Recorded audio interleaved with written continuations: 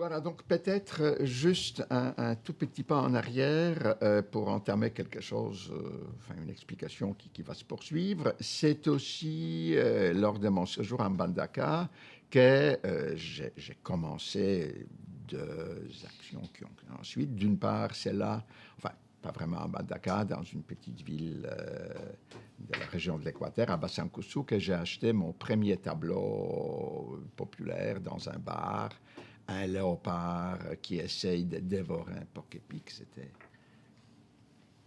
petite peinture sur papier d'ailleurs qui était accrochée au bar. Et j'ai pu l'acheter. C'est comme ça que je commençais ma collection.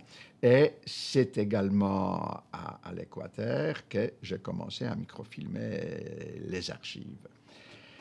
Parce que bon, l'administration belge est partie en catastrophe, sauf dans certaines villes, par exemple à Kinshasa, l'ancienne capitale, Léopoldville. On a enlevé pratiquement toutes les archives, mais en Bandaka, ça restait. Et les archives traînaient pratiquement par terre dans le bâtiment administratif parce que la nouvelle administration s'est installée, ne voyait aucun intérêt dans ces papiers des Belges.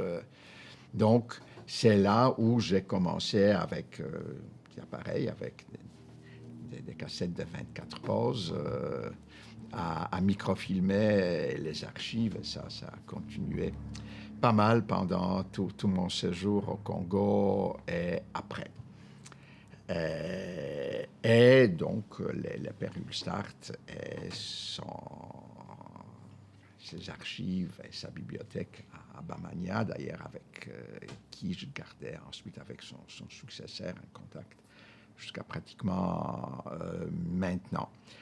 Bon, peut-être une autre parenthèse, parce qu'on ne pourra pas y retourner. Évidemment, je l'ai réalisé plus tard, même si j'ai eu des indications tout de suite. Ulstart, un missionnaire du Sacré-Cœur, était l'un de ces monuments ethniques que les Congolais, même en période d'authenticité de Mobutu, ont entièrement adopté, là encore extrêmement paradoxal, c'est-à-dire quelqu'un qui était reconnu d'une part expert de la culture locale, à la fois quand je demandais aux gens un mot de l'Omongo, ils me disaient va demander au père Gustave, c'est lui qui le sait. Évidemment, expert en ethnographie, en histoire, et avec son confrère Boulard, qui était déjà mort à l'époque, pratiquement le fondateur de l'ethnie mongo, le fondateur du sentiment, de l'esprit, c'est... Enfin, on ne peut pas dire évidemment que les groupes ethniques sont des formations livresque, intellectuelle, elle existe réellement, mais elle existe dans le quotidien des contacts, et dans le quotidien aussi d'hybridation.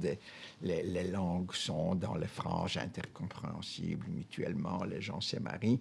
Mais à travers le Congo, les missionnaires, pratiquement tous d'origine flamande, des gens issus de la toute petite, très pauvre paysannerie flamande, parce que c'est surtout là où on recrute des jeunes pour les séminaires, enfin un peu le Québec des années 40-50, c'est-à-dire dans les grandes familles, la seule possibilité d'instruction, c'est la prêtrise, c'est aussi l'honneur pour la famille, donc les jeunes vont... Et ce sont ces gens-là qui sont en même temps très fortement nationalistes flamands. On les envoie au Congo, où très souvent ils choisissent d'aller au Congo eux-mêmes, où ils se trouvent par rapport à la Belgique dans une situation encore plus paradoxale. Officiellement, au Congo, les documents légaux, etc., tout doit également être traduit en néerlandais, mais ne l'est pas parce qu'il n'y a aucune utilité. Sauf dans les très rares écoles créées après 1956 qui ont le programme métropolitain où on enseigne le néerlandais, on n'enseigne pas évidemment le néerlandais. Donc, ils se font nationalistes locaux, pas congolais, mais ethniques, par procuration. Et ils s'y investissent, il y en a plusieurs, Van Wing dans le Bas-Congo, etc., qui effectivement codifient les sentiments ethniques, les savoirs ethniques, la langue, parce qu'évidemment tout ça c'est des langues orales, donc codifiées, c'est eux qui rédigent les dictionnaires, qui rédigent les grammaires. Donc tout le travail, d'une certaine manière, des quelques siècles de formation du sentiment national et de tout l'appareillage national au Congo, ils le font en une génération entre l'arrivée entre 1920 et 30, parce que c'est là où ces gens arrivent, et le début des années 60, où il y a une sorte de sentiment ethnique codifié qui peut devenir à la base de l'action politique. Parce que, comme l'enseignement est, jusqu'en 1956, exclusivement l'enseignement géré par les missionnaires, essentiellement catholiques, il y a des écoles protestantes, bon, parce que le Congo est soumis à un régime international, donc on les tolère, mais, mais les gros, c'est protestants, c'est catholique, pardon. Les petits séminaires servent essentiellement comme école secondaire. Ensuite, pour les grands séminaires, clergé choisi, mais les employés de bureau, y compris le privé, les gouvernements, etc., c'est des gens qui sortent des petits séminaires. Donc, ils sont tous des élèves des missionnaires.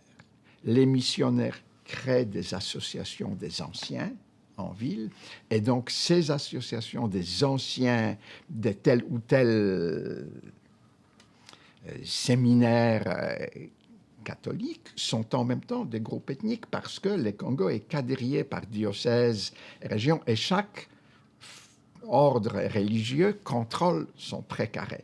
Donc, il y a une sorte, par accident, d'une certaine manière, d'identification entre les séminaires qui forment et les groupes ethniques, les missionnaires qui développent les savoirs ethniques, qui poussent vers les sentiments ethniques d'une certaine manière par procuration de son identité flamande qu'il ne peut pas développer. Et donc, c'est comme ça qu'on crée des petites nations, des quasi, enfin en russe on dirait des nationalités, dans le sens soviétique de la différence entre nation et nationalité.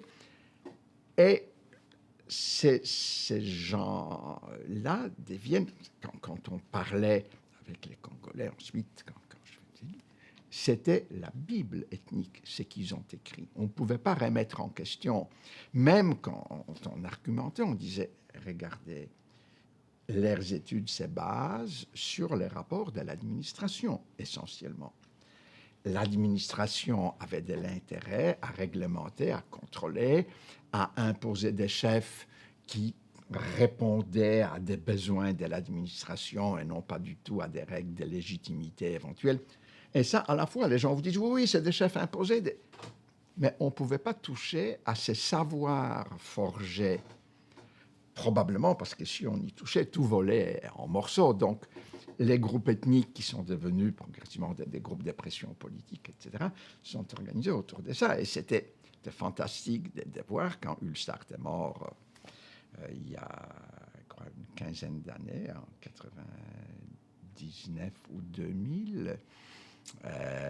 Évidemment, la ville était en deuil, le père Gustave est mort. Comme on le veut l'habitude, on a imprimé des pagnes pour les cérémonies, et il y avait les grands portraits de père Gustave sur les fesses des mamans qui dansaient en pleine ville lors de cérémonies. Et donc, comme ça, plusieurs missionnaires sont devenus en fait des ancêtres de l'ethnicité actuelle, dans sa forme actuelle. Et donc là encore, puisque quand je suis arrivé en 67, il m'a adopté d'une certaine manière. Il m'a dit, tu peux venir quand tu veux, tu travailles. J'avais une mobilette. Et donc, entre Mbandaka et Bamania, j'allais en mobilette. Et d'ailleurs, une fois, j'ai roulé sur un énorme piton quand je suis passé. Il s'élevait là-dedans. J'ai eu une petite frousse. Donc, j'ai suivi les centres équatoriaux et toute cette évolution. C'était aussi l'un de mes apprentissages on pourrait dire, des relativisations des naissances, c'est-à-dire, d'une certaine manière, des déessentialisations. Mes origines polonaises, mais à l'Est, etc., en étaient probablement une raison de ma distance, parce qu'on était très conscient que quand, au période communiste, on nous présentait l'image de la Pologne ethniquement unie, 100% polonaise, on voyait en même temps qu'on avait des collègues ou des amis qui étaient d'origine ukrainienne ou biélorusse. Et en Silésie, les Silésiens, est-ce qu'ils étaient des Allemands, est-ce qu'ils étaient des Polonais? Ils n'étaient ni l'un ni l'autre. Comme tous ces gens-là, ils se disaient d'ici. Point à la ligne. Même si politiquement, ils pouvaient ensuite réunir de l'allégeance pour la Pologne, mais culturellement, ils étaient des gens d'ici et ils ne voulaient pas qu'on les assimile. Donc, il y avait déjà ça qui m'a un peu vacciné contre l'essentialisme culturel. Et ensuite, l'histoire du Perulstart, de Mongo et de l'Équatoria a fait les restes. Donc, voilà, arrive donc l'Ovanium. Là, c'est une période, si je peux dire d'une certaine manière, glorieuse sur le plan professionnel parce que on crée donc une licence. J'arrive au moment où on ouvre la première année, ce qui correspond dans le système belge à la maîtrise ici. Donc, il faisait ce qu'on appelait des candidatures, 3 ans. Et en histoire, il n'y avait pas de continuité. Donc, il y a cette ouverture. On a le premier étudiant. Comme je dis, on va le matin aux archives, on enseigne dans l'après-midi. Les étudiants, au début, sont très, très peu nombreux. Et arrive 71 et la zaïrianisation, la réorganisation des universités, etc.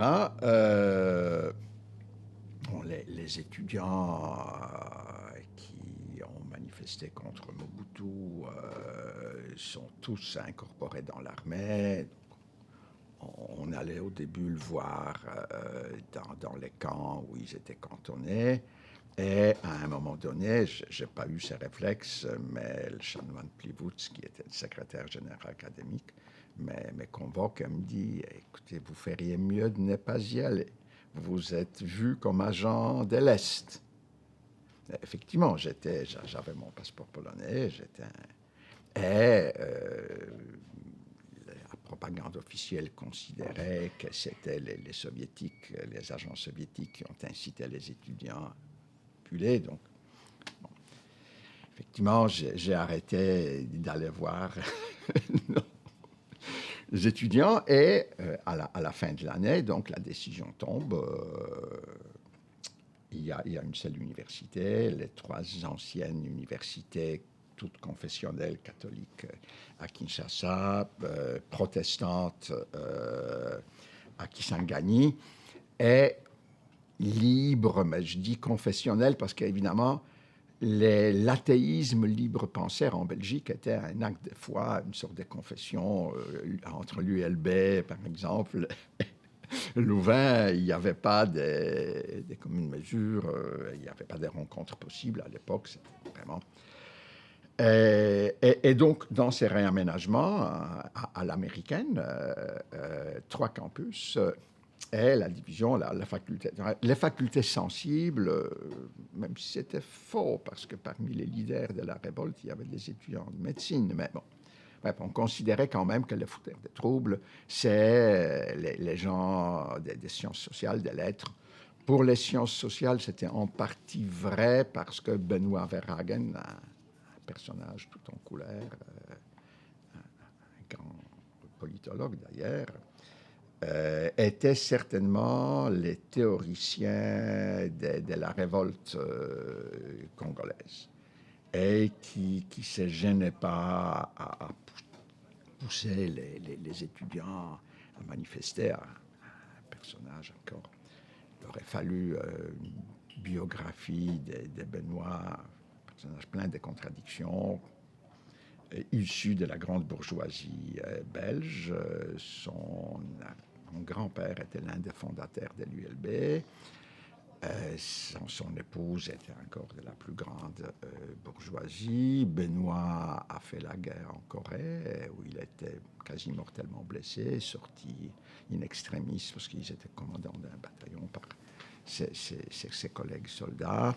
Au retour, il entre au Parti communiste belge, mais reste catholique, pratiquant en même temps. Et donc, c'est vraiment l'homme de toutes les contradictions. Et ensuite, c'est vraiment les théoriciens de la révolte.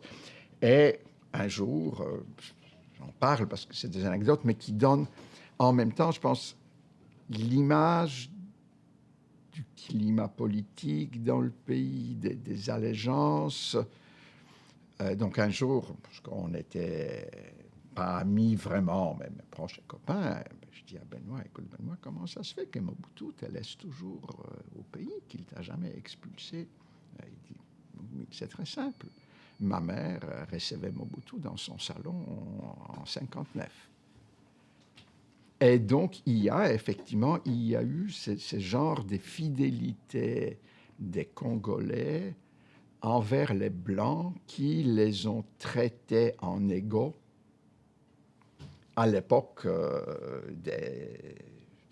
Enfin, c'était même pire que la ségrégation, parce que du côté belge, il y avait une sorte de refus de reconnaître qui sont vraiment des humains comme les autres. Et donc, quand il est arrivé en Belgique, la mère de Benoît, d'après ce qu'il m'a dit, tenait un salon comme les grandes bourgeoises.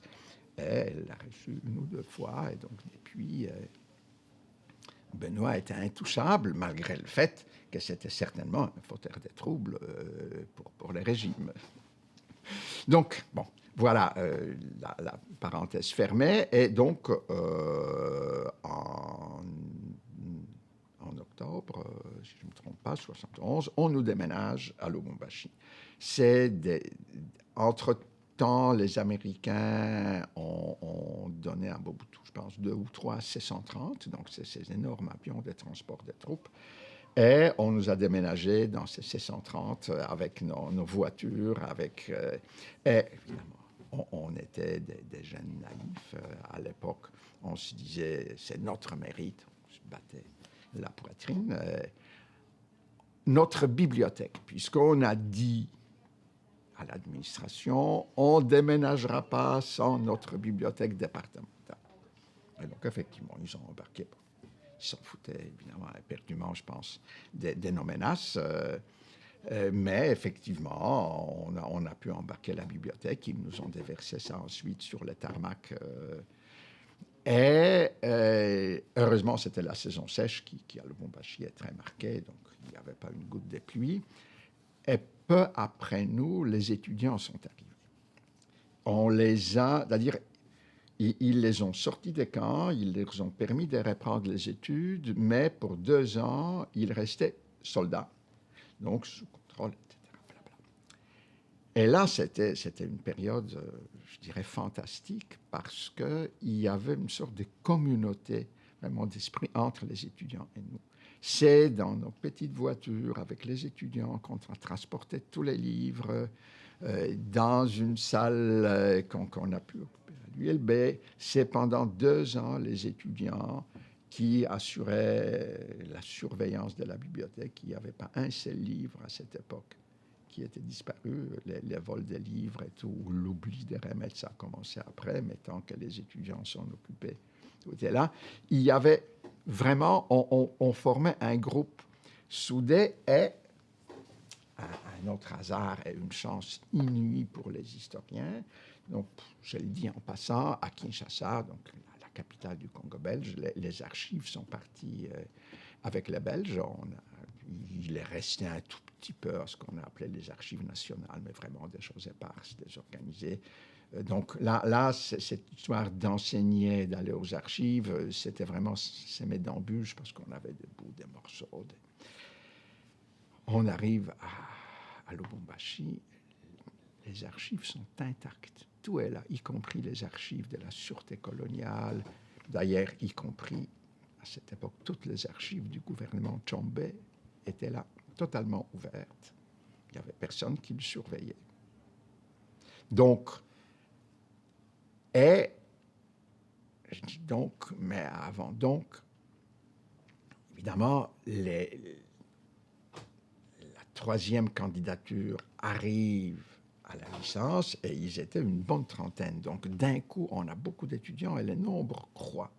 Alors, ce qui fait que tous ces étudiants veulent travailler évidemment sur l'histoire du Congo et on a les archives. Donc, moi, je me suis lancé pendant quelques années avec les étudiants, classement, rangement. J'ai fait une sorte de guide d'archivistique, même si l'archivistique, je détestais toujours ça. Je déteste toujours, je considère qu'il n'y a rien de plus ennuyeux que ça, mais c'était à la fois une nécessité et une condition pour qu'ils puissent faire leur diplôme de licence et leur mémoire de licence.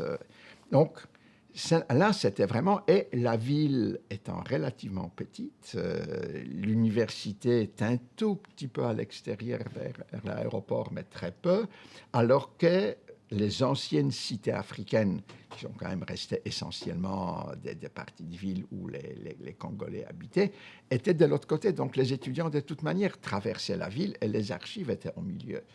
Donc c'était vraiment la grande période où on bâtissait d'une certaine manière l'histoire de la période coloniale, parce que mes collègues ont commencé ensuite à travailler aussi sur cette période, mais travaillaient sur l'histoire précoloniale. Moi, je n'ai jamais touché à l'histoire précoloniale. Et j'étais dans l'écrit, et évidemment, à l'époque, inévitablement, j'étais jeune, on était dans le tiers-mondisme, décolonisation, donc j'étais marxiste comme tout le monde, pas marxiste, marxiste libre, un peu althusserien, un peu pas trop. Donc les modes de production, ça permettait de tout comprendre et de tout expliquer. Et on est tous tombés dans le mode de production et dans la profonde conviction que c'est par l'économie, c'est par la base qu'on explique tout. Donc, j'ai fait faire à mes étudiants des travaux d'histoire économique en long et en large, en masse, évidemment. Plus le Katanga se prêtait très bien, le poumon économique. La ville aussi, où on avait effectivement une vraie classe ouvrière blanche, pétide jusqu'aux années 50, mais avec un mouvement syndical très fort qui, pendant la guerre, a obtenu des grosses concessions. Et puisqu'il y avait les mouvements syndicaux européens sur lesquels les Congolais ont commencé un tout petit peu à prendre modèle, on a une première grande grève en 1941, ouvrière, noire. Là encore, les syndicats blancs ne se mêlent pas. On a le même problème qu'en Afrique du Sud. En 21, c'est les prolétaires blancs de tous les pays, unissez-vous contre les Noirs. Enfin, ça, on l'a oublié, mais on est dans les mêmes contradictions. Mais malgré tout ça, les Congolais entrent dans la promotion syndicale, dans l'action collective. Donc, on a vraiment une population urbaine, ouvrière, dans beaucoup de cas deuxième, les débuts de troisième génération d'ouvriers. Donc, c'est fantastique pour travailler dans ce cadre, avec les trucs de mode de production, etc. Blablabla. Donc voilà, c'est comme ça que je suis en plein dans ceci, jusqu'au moment où, ça devait être 74, parce que je suis parti en 76, les trop-pleins d'archives, parce qu'entre-temps, je vais y arriver, il y a la peinture. J'ai un étudiant dont un cousin est procureur de la République, et donc qui, pour l'étudiant, mais moi en l'accompagnant, nous permet d'entrer dans le parquet, dans les archives du parquet, l'époque coloniale, les caves totalement abandonnées.